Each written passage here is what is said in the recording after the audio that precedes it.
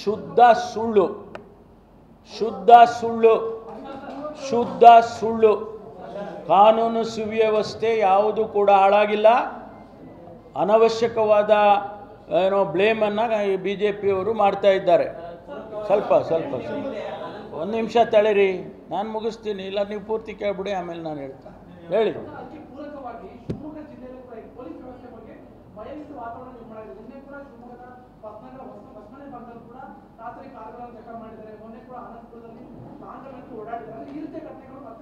ನೋಡಿ, ಇದು ಒಪ್ಕೊಳ್ತೀನಿ ನಾನು. ಶಿವಮೊಗ್ಗದಲ್ಲಿ ನಾವು ಮೊನ್ನೆ ಗಲಾಟೆ ಆಗಿದೆ.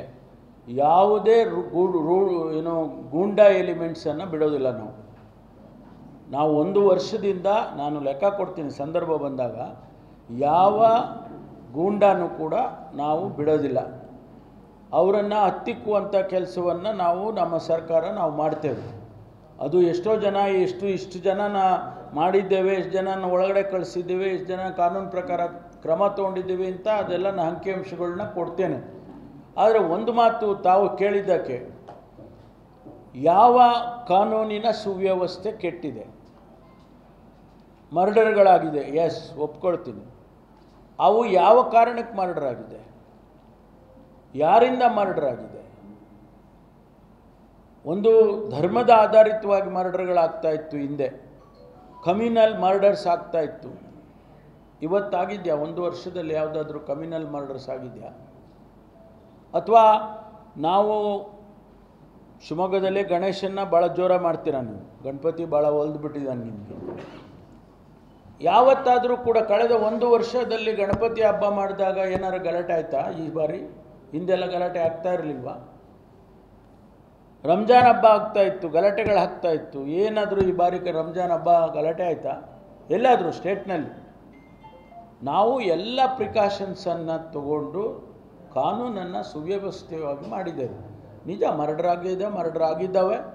ಆ ಮರ್ಡರ್ಗಳು ಎಷ್ಟಾಗಿದೆ, ಅವ್ರ ಕಾಲದಲ್ಲಿ ಎಷ್ಟಾಗಿದೆ, ನಮ್ಮ ಕಾಲದಲ್ಲಿ ಎಷ್ಟಾಗಿದೆ, ನಾನು ಲೆಕ್ಕ ಕೊಡ್ತೀನಿ. ನಾನು ಮೊನ್ನೆನೂ ಕೂಡ ಹೇಳಿದ್ದೇನೆ, ಅವ್ರ ಕಾಲದಲ್ಲಿ 4 ತಿಂಗಳಲ್ಲಿ ಎಷ್ಟು ಮರ್ಡರ್ ಆಗಿತ್ತು, ನಾವು ಈಗ 4 ತಿಂಗಳಲ್ಲಿ ಎಷ್ಟು ಮರ್ಡರ್ ಆಗಿದೆ, ಜಾನ್ವರಿ ಟು ಏಪ್ರಿಲ್, ಅದೆಲ್ಲ ಲೆಕ್ಕ ಕೊಟ್ಟಿದ್ದೀನಿ. 466 ಮರ್ಡರ್ ಅವ್ರ ಕಾಲದಲ್ಲಾಗಿತ್ತು, 435 ನಮಗೆ ಈ ಕಂಪ್ಯಾರಿಟಿವ್ ಸ್ಟೇಟ್ಮೆಂಟ್ಗಳು ಕೊಡಬಲ್ಲೆ ನಾನು.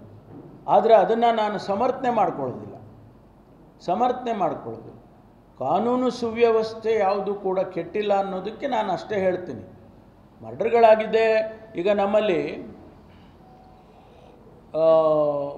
ಸೈಬರ್ ಕ್ರೈಮು ಜಾಸ್ತಿ ನಂಬರ್ ಬಂದಿದೆ.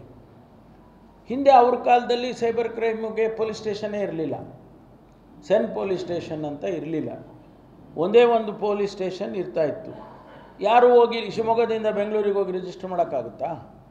ಮಾಡಲಿಲ್ಲ. ಈಗ ನಮ್ಮ ಸರ್ಕಾರ ಬಂದ ಮೇಲೆ 45 ಸೆನ್ ಪೊಲೀಸ್ ಸ್ಟೇಷನ್ಸ್ಗಳನ್ನು ಪ್ರಾರಂಭ ಮಾಡಿದ್ದೀವಿ. ಶಿವಮೊಗ್ಗದವರು ಇಲ್ಲೇನೋ ಫ್ರಾಡ್ ಆಯಿತು ಅಂದರೆ ತಕ್ಷಣ ಹೋಗಿ ಪೊಲೀಸ್ ಸ್ಟೇಷನ್ಗೆ ಕಂಪ್ಲೇಂಟ್ ಕೊಡ್ತಾರೆ. ಯಾವುದರಲ್ಲಿ? ಸೆನ್ ಪೊಲೀಸ್ ಸ್ಟೇಷನಲ್ಲಿ.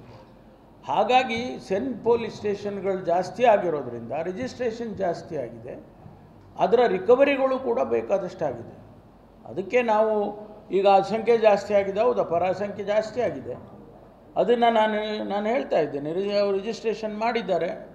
ನಾವೇ ಹೇಳ್ತಾ ಇದ್ದೀವಿ, ನೀವು ಯಾವುದೇ ಭಯ ಇಲ್ಲದೆ ಪೊಲೀಸ್ ಸ್ಟೇಷನ್ನಲ್ಲಿ ಹೋಗಿ ನೀವು ಕಂಪ್ಲೇಂಟ್ ಕೊಡಿ, ಯಾವುದೇ ಭಯ ಇಲ್ಲದೆ FIR ಮಾಡಿ ಅಂತ ನಮ್ಮ ಅಧಿಕಾರಿಗಳಿಗೆ ಹೇಳಿದ್ದೇವೆ.